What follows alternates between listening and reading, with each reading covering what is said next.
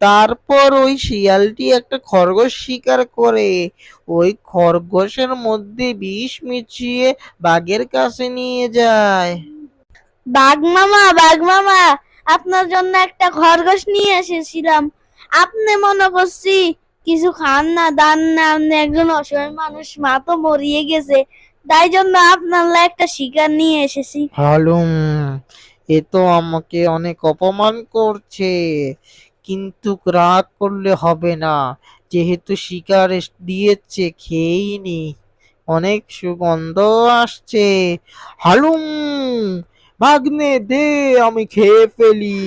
তারপর ওই বাঘটি ওই খরগোশটি খেয়ে ফেললো। ভাগ্নে, এটা তুই কি খাওয়ালি? হালুম, হালুম, তুই এটা কি খাওয়ালি রে ভাগ্নে? বুঝো ঠেলা, আমার বাচ্চাকে